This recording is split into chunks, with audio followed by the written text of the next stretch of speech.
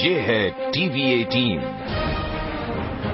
और आप देख रहे हैं CNBC आवाज।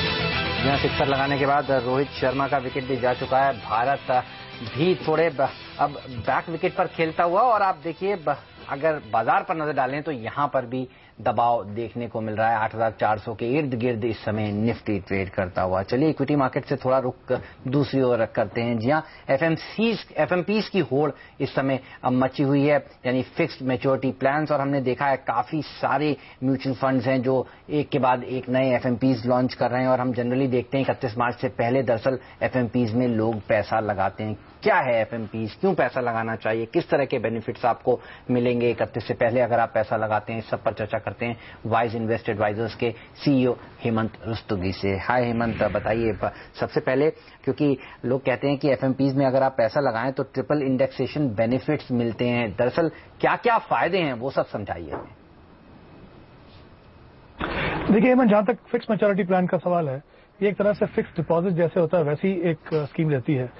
ये जनरली जो है क्लोज एंडेड फंड्स होते हैं। तो होता क्या है, जो फंड मैनेजर है वो पैसा कलेक्ट करते हैं, और क्योंकि उनकी फिक्स मैच्योरिटी होती है तो वो ऐसे इंस्ट्रूमेंट में इन्वेस्ट करते हैं जिनकी मैच्योरिटी जो है स्कीम की मैच्योरिटी से मैच करती है।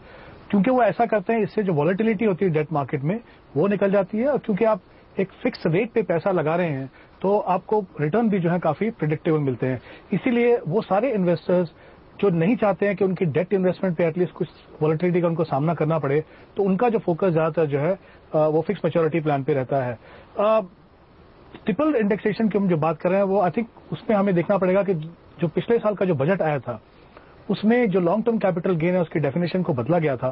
पहले जो था, जो लॉन्ग टर्म कैपिटल गेन वो आपको 1 साल के बाद मिलता था, लेकिन अब जो डेट ओरिएंटेड फंड है, यहाँ पे मैं आपको डेफिनेशन बता दूं कि वो सारे फंड जिनमें इक्विटी का एक्सपोजर 65% से कम है, जिसमें एफएमपी भी शामिल है क्योंकि उसमें कुछ भी इक्विटी का एक्सपोजर नहीं है, वहां पे लॉन्ग टर्म कैपिटल गेन आपको क्लेम करने के लिए 3 साल तक आपको इन्वेस्टेड रहना पड़ेगा, तभी आपको लॉन्ग टर्म कैपिटल गेन का फायदा होगा।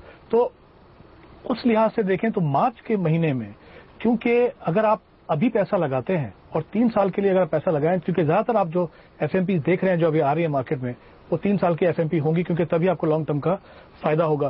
तो अगर आप अभी मार्च में पैसा लगाते हैं 31 मार्च से पहले, क्योंकि मैच्योरिटी जो है वो अप्रैल 2018 में होगी, तो आप लॉन्ग टर्म कैपिटल गेन तो आपको फायदा मिलेगा ही। आप 4 फाइनेंशियल ईयर कवर करेंगे, आप 15, 16, 17 और 18 4 फाइनेंशियल ईयर कवर करेंगे, तो आपको जो इंडेक्सेशन जो बेनिफिट है वो 4 साल का मिलेगा। तो सिर्फ 3 या 4 दिन पहले पैसा लगाने से आपको 1 साल का इंडेक्सेशन मिलता है।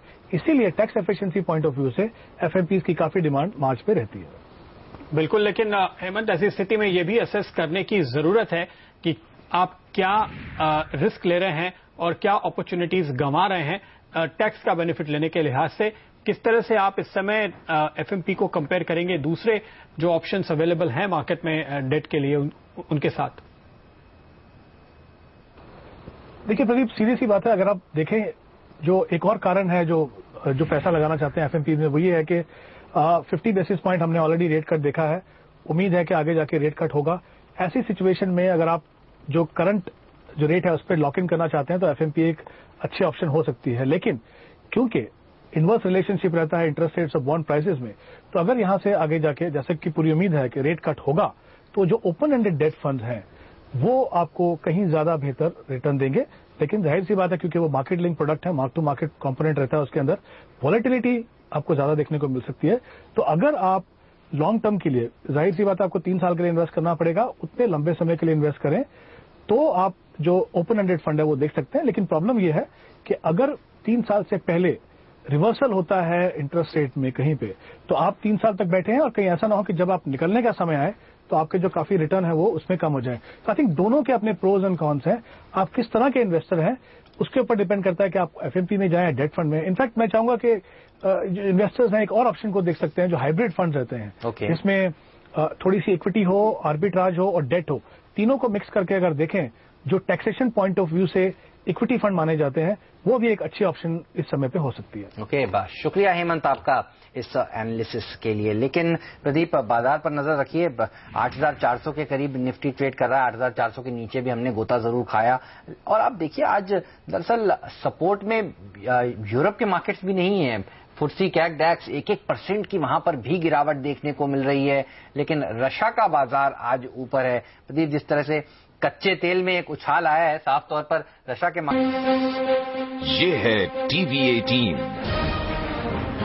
और आप देख रहे हैं CNBC आवाज।